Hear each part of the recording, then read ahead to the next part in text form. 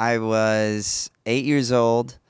I believe I was in third grade, and my name came on the intercom at school. I remember looking at my friends like, why am I getting called out of class? My mom had showed up at the school, and I remember just kind of being afraid, like, what's going on? The morning didn't go super well at home. My parents were fighting. My mom ended up not even staying the night that night because things were pretty crazy at our house.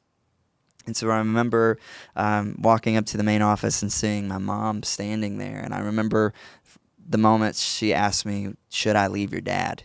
And as an 8-year-old kid, I just remember saying, Mom, I just don't want to be hurt anymore.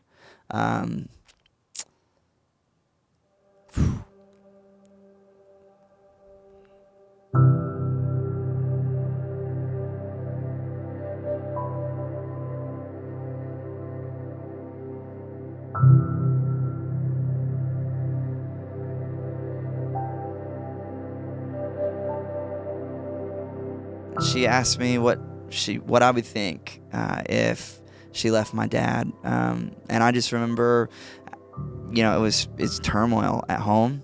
I remember it being painful. I remember it being scary, and so my mom just needed to know that her kids were gonna love her, even if she chose to leave my dad. Because we came from a tradition too. It's like you stick it out, even if it hurts, and there wasn't support. And we were the poster family at our church. We were the poster family of our town. And for the walls to come crashing down, she felt the weight of that, knowing that it could possibly ruin our lives forever. And it definitely didn't make it easy. Yeah, that memory, it holds a lot of weight. Yeah, I remember the look on my classmate's face when I came back, and I was probably just a ghost. And my buddy Jacob asked me if everything was okay.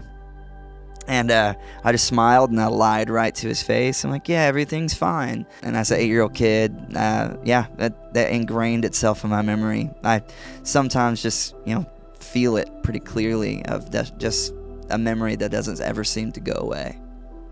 In our little town of like 10,000 people, people weren't the kindest. Especially there was people choosing sides between my dad and my mom, and I remember just the ugliness of people, to things that I would hear even from my friends that parents were saying about my family. And so at that moment it was like, hey, like, I'm going to support you, Mom. And so what it kind of built in me and my sisters is, hey, we're in this together. Like, we need to pull our weight. We need to get jobs. We need to do whatever we can to help Mom out. Because we did feel like she was rescuing us from a situation, but then we walked into another hard situation.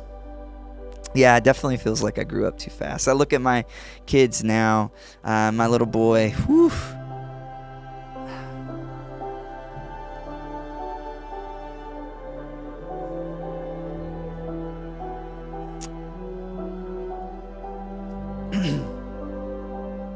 My little boy Coleman just turned 8.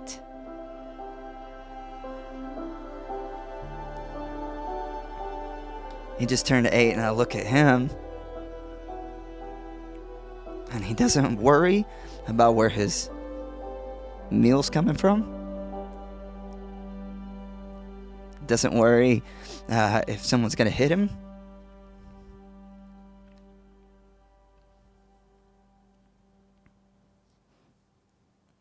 He just feels safe.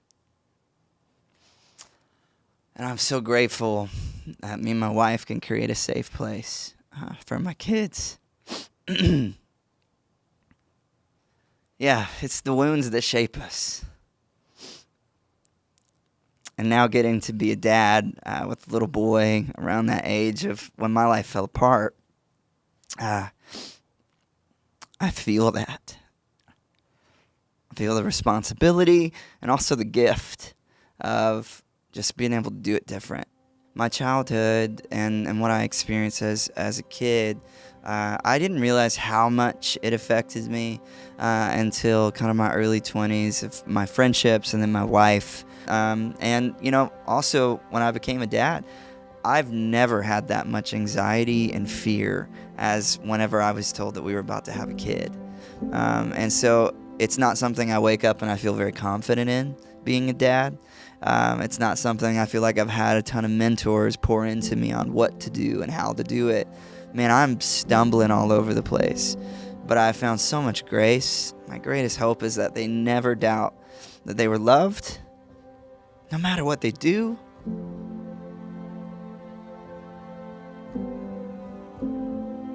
No matter what they're good at. Yeah, there's nothing that could undo my love for my kids. If you've been hurt, if you've been, you feel damaged, you feel wounded, and you feel like nobody cares, that is so lonely. Don't let the loneliness of keeping all the despair inside rob you of the joy of community and healing that's on the way. If my story, if anything, is I am a work in progress, but there are things in my life I never thought I'd get past. There's also things in my life I never thought I'd be able to tell people. And it just takes being honest once. Healing can't happen unless you get uncomfortable first. It was not comfortable to talk to my wife. It's not comfortable to talk to my kids about my insecurities as a father. It's not comfortable to talk to my dad about how he hurt me. It's not comfortable to talk about the decisions my mom made to my mom. None of this is comfortable. But what I've discovered, at least in my life, is that when you're willing to walk into the uncomfortable, grace is there to meet you. Because, redemption isn't supposed to be easy. Satan is going to try to grip as tight as he can, isolate as good as he can, and make you feel as alone as you can. But redemption rolls back the stone and says, Lazarus, come forth. And it's going to be pretty smelly. It's going to be pretty gross. And it's going to be not the most beautiful thing. But freedom comes at a cost. And it's whether you're willing to bear your wounds to the light or not. And sometimes that redemption is just waiting on us to be ready for it.